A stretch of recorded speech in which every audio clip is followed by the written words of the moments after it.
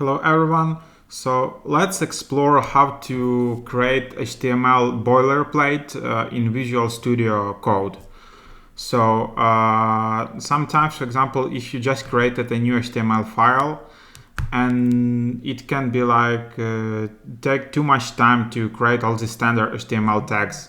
So what I'm doing, I'm just typing this and I have this HTML boilerplate and here it is. So I have some kind of this HTML template which automatically creates all this head, doc type, the meta tags, body tags, everything like that. So I don't need to recreate it every time. So let's explore how to do that. So what you need to do is just to go to Visual Studio Marketplace right here and search for HTML boilerplate. Or you can just search for Visual Code HTML boilerplate in Google. Then you will land on this page. And it does what I just showed you.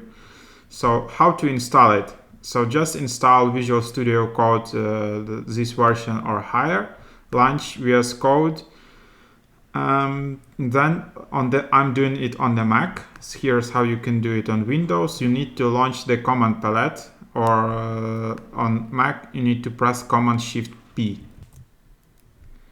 Then just search for extensions and type HTML5 boilerplate. So this way you don't need to search it in Google or something. You can install directly from Visual Studio. So here it is, Command Shift P, extensions, install extensions, and then just search here HTML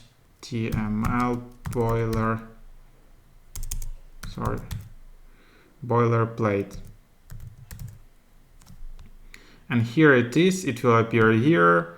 Just click on it, and I already installed it, but you will need to click install here.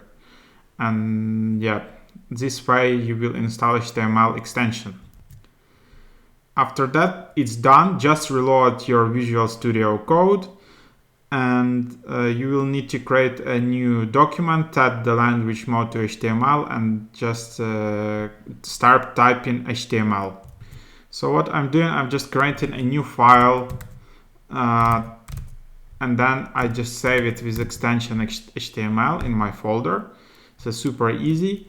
And after that, only if it has HTML extension, if I trying to do this, I will see the HTML boilerplate, and then it is. So then there you have it, HTML template ready in your Visual Studio Code. Yeah, so hopefully it is helpful, especially for like front-end developers and yeah, or HTML, CSS, JavaScript developers. When you often use HTML files, it can be a useful trick for you. Hopefully it helps. Put a like and subscribe.